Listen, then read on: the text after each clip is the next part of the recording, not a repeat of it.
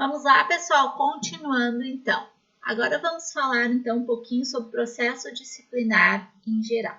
Vocês sabem que os processos disciplinares em geral têm dois nomes. Sindicância, quando ele é menorzinho, tá? Eu quero saber quem fez.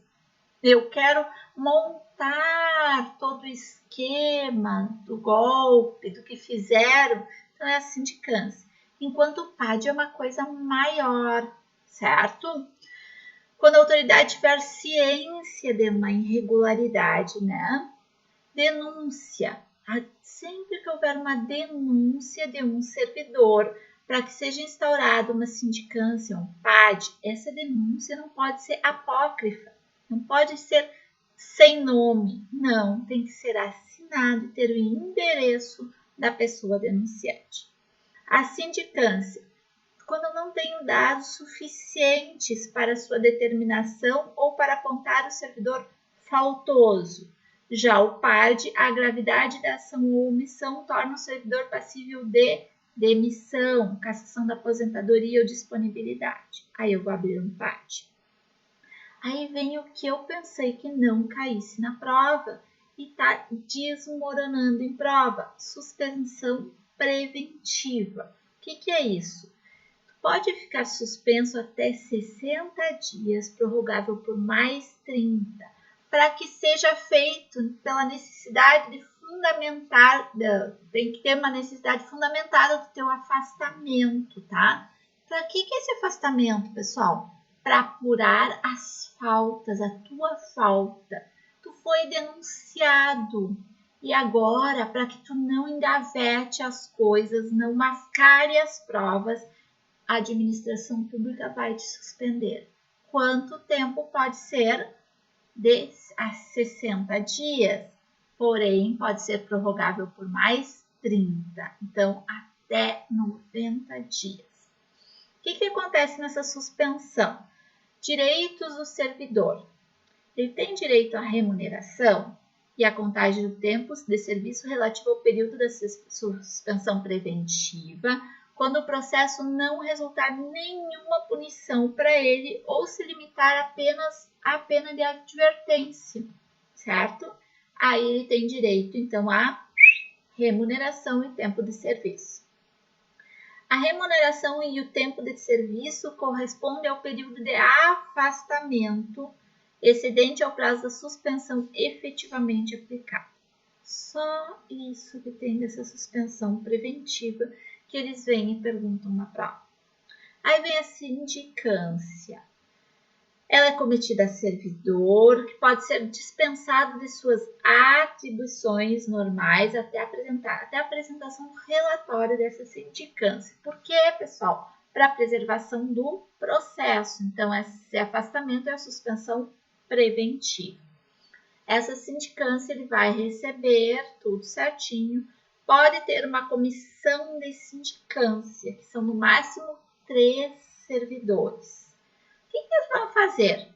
Diligências sumárias, esclarecimentos da ocorrência, indicação do responsável, porque até então eu tenho indícios da coisa, mas eu não sei da coisa certa, tá? Vou ter que apresentar, esta comissão tem que apresentar o relatório em 30 dias úteis, mas pode ter uma prorrogação por mais 30 dias. Então, na verdade, são 60 dias úteis. São 60 dias, porque são úteis, aí não conta final de semana. A decisão é sempre dada por uma autoridade no prazo de 5 dias, tá? Que pode ser aplicação de advertência, suspensão, instauração do PAD, né? Ou o arquivamento do processo da sindicância. Então, pessoal, não é nada grave, porque se for grave, vai ter que ser PAD. Para demissão, cassação da aposentadoria, essas coisas é PAD. A sindicância é coisinha menor. Por isso, então, que ela só pode ser para advertência, suspensão ou a instauração do PAD. Fatos não elucidados claramente. Se a comissão vê que não está claro aqueles fatos, ela vai devolver para o sindicante para que ele deixe claro, né? ou senão ela mesma vai ter 5 dias para fazer novas investigações, voltando para a autoridade decidir em 30 dias. Só isso que nós temos a sindicância. Sindicância, então, lembrem que é sempre menor, certo? E aí nós vamos para o PAD, Processo Administrativo Disciplinar. Ele é conduzido também por uma comissão de 3 integrantes, servidores estáveis, que nem serão vocês aqui nos dias, indicados por autoridade competente, que também indica o presidente. Essa comissão vai ficar afastada das suas atividades normais do serviço público, porque ela vai ter que elucidar esses fatos, fazer esse PAD. Parece que é muito fácil fazer um processo administrativo, mas não é. Ela tem que colher provas, ouvir testemunhas, fazer um monte de coisa. Nesse PAD, sempre vamos ter contraditório e ampla defesa. O que é o contraditório, pessoal? Tudo que for falado ao meu respeito, eu tenho o direito de dizer, de me pronunciar. E a ampla defesa, utilização de todas as provas admitidas em direito. Utilização, então, de todos os meios, recursos admitidos. Se tiver sindicância anterior, vai vir para dentro do PAD? Claro, com certeza, porque ali eu já tenho provas que eu vou trazer para o PAD. Se concluir na sindicância por crime, então a autoridade policial, né? Se na sindicância ou no PAD ali, na sindicância, tiver dito que teve um crime, então vai lá para o delegado de polícia, porque eu sou administrativo. Eu não vou investigar crime, eu não vou aplicar punição penal, pena, certo? Aí vai para o inquérito policial. Mas e o PAD? Vai continuar correndo, porque aqui eu tenho um processo disciplinar administrativo. E lembre das nossas instâncias que são independentes. Conclusão do PAD, não pode exceder 90 dias, tá? E pode ter uma prorrogação por mais 90, mas regra geral são 90 dias. Como que vai ocorrer todo esse processo? Vamos lá, por partes. Primeiro, eu vou citar o indiciado, tá? Essa pessoa vai ser citada pessoalmente, recibo, em 48 horas antes da audiência inicial. Se não receber, tu acha que eu vou assinar isso? Eu não. Aí eu pego 2 testemunhas para certificar que ela não quer receber. Se ela estiver ausente do município, ela está lá em Santa Catarina ou está lá em Porto Alegre, via postal. Mas e se ela está sumida, desapareceu, está em lugar incerto, não sabido? Edital. E aí eu tenho que saber que são 15 dias o prazo do edital. Então, estas são as formas do indiciado saber, ter ciência, citação da acusação. Pode constituir advogado, mas não deve, não é um dever ter advogado no PAD, certo? Se não comparecer, o que acontece? Revelia, tá? Daí vai ser designado um defensor, alguém para defender ele, tá? Vem a audiência. Primeiro vou interrogar a pessoa para saber, né? Interrogatório do indiciado. Aí ele tem 3 dias para oferecer as alegações escritas. Nessas alegações escritas, ele vai requerer provas, arrolar testemunhas, no máximo de 5 testemunhas, tá? Se tiver mais de um indiciado, pode concluir que sou eu e a Viviane. E aí, prazo comum e de 6 dias contados, então, da declaração do último.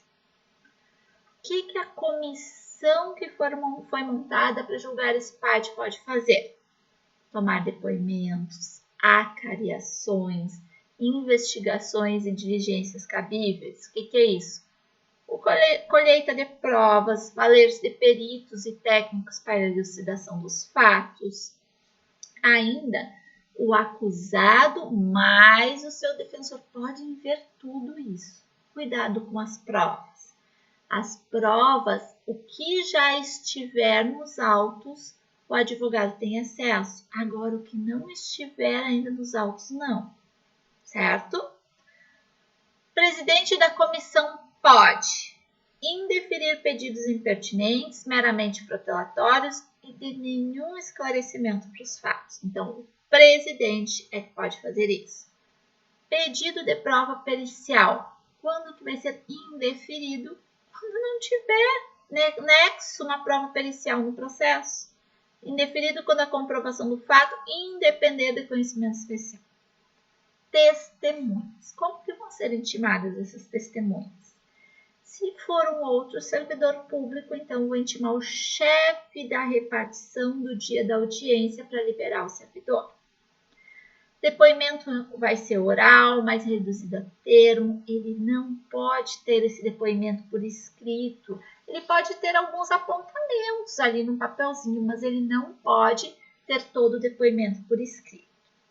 E as testemunhas são ouvidas separadamente, tá?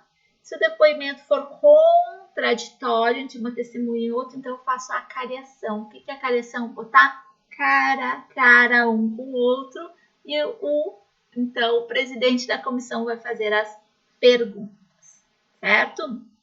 Se necessário, a comissão pode reinterrogar, então, o indiciado depois de ouvir as testemunhas. Acabou a instrução. Meu processo está completo. O que vai acontecer? Vou intimar, então, o indiciado para defesa escrita. Essa é a segunda defesa dele, no prazo de 10 dias. Então, ele vai ter 10 dias para se defender, com vista do processo na repartição. Se forem 2 pessoas, já disse que é eu e a Viviane, prazo comum daí é de 15 dias, certo? O que mais que nós temos do PAT? Apreciação pela comissão de todo o processo. Aí a comissão vai ver todas as provas, vai fazer um relatório fundamentado da absolvição ou condenação do servidor, com especificações de pena a ser aplicada. Esses autos, então, são remetidos para a autoridade que determina a instauração do processo, que determinou a instauração do processo.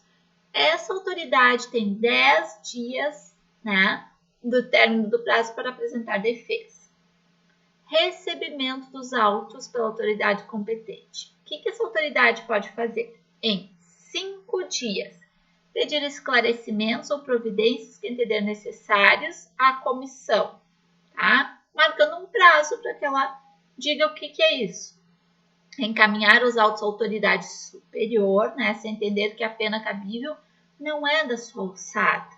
Então, é uma pena muito forte, é uma pena de demissão que ele não pode, certo? Então, ele vai mandar para a autoridade. Em 10 dias, o que ele vai fazer em 10 dias? Vai despachar o processo, acolhendo ou não as conclusões da comissão processante. Aí vem a fase dos recursos. Vamos lá. Não cabe alegar nulidade em PAD, se as irregularidades não constituem um vício substancial insanável. Aí eu não tenho nulidade nisso. Servidor responde os PAD. Só pode ser exonerado a pedido ou aposentado voluntariamente. Ele começou com o PAD, ele viu que ia dar merda para ele, desculpa a palavra. O que ele vai fazer? Vou me exonerar? Não quero mais, eu vou escapar disso. Ou vou me aposentar voluntariamente. Pode, pessoal. O que acontece? Não pode, ele só vai poder depois que acabar o PAD, tá? E depois que cumprir a penalidade. Se houver abandono do cargo, é exonerado a pedido ou a juízo da autoridade competente. Aí vem, foi condenado. O que acontece? Revisão do processo. Pode ser feito a qualquer tempo e mais uma única vez. Uma única vez eu posso pedir revisão do processo, tá? Casos: se a decisão for contrária ao texto de lei ou evidência dos autos, a decisão se fundar em depoimentos, exames ou documentos falsos ou viciados, forem aduzidas novas provas suscetíveis de atestar a inocência do indiciado ou de autorizar a diminuição de pena. Então, estes são os casos que eu posso pedir revisão do processo. Mais ainda, ônus da prova para essa revisão do processo do requerente. Tem quem está requerendo. Realização também vai ser uma comissão designada, sempre apenso ao processo que está gerando essa revisão. Conclusão em 30 dias, tá? Vai ser encaminhado para a autoridade competente, que deve decidir em 10 dias, tá? Revisão procedente acaba com a penalidade, não vai ser substituído, não vai ser, vai ser insubsistente ou vai ser diminuído, beleza? Aí depois vem da Seguridade Social do servidor, que é um regime próprio, que para vocês não cai isso, né, pessoal? Quais são os, quanto ao plano da Seguridade Social, coisa, tem uma lei própria, que é o regime da Previdência, tá? Que só cai para as profs que eu estou fazendo para elas, tá? Os tipos de auxílio. Contratação temporária de excepcional interesse público. O que eu preciso saber isso, prof? Eu preciso saber que é tempo determinado e a lei indica o número de vagas. E o que é necessidade temporária excepcional interesse público? É o que visa atender a uma situação de calamidade pública, combater surtos e epidemias, ou ainda uma pré-temporada e temporada de veraneio. Olha aqui, ó. Então, ele pode colocar isso na prova? Pode. Atender outras situações de emergência que visem a ser definidas em lei específica. Quanto tempo eu posso contratar emergencial, pessoal? 18 meses, não mais que 18 meses. Vedado desvio de função. Se houver desvio de função, vou ter uma responsabilidade administrativa civil, autoridade competente. É um contrato de natureza administrativa e não aqui, né, dentro do estatuto. Direitos. Que direitos que vão ter os temporários? Remuneração.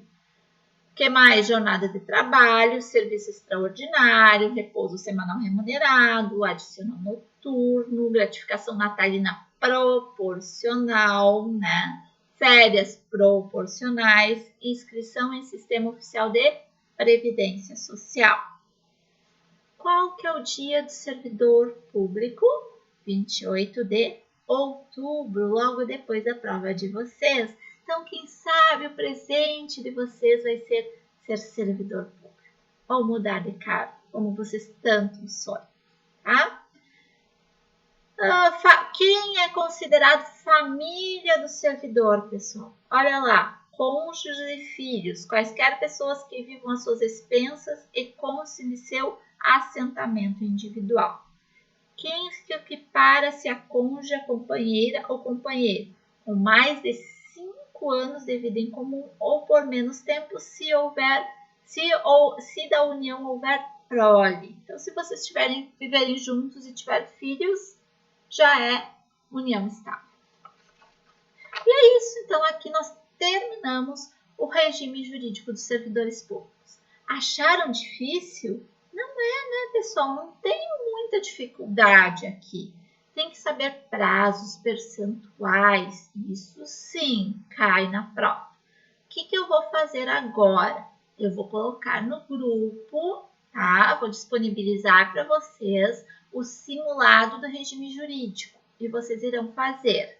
E depois, então, no próximo vídeo, eu vou corrigir com vocês o simulado do regime jurídico, certo? Beijo no coração de vocês e até daqui a pouco.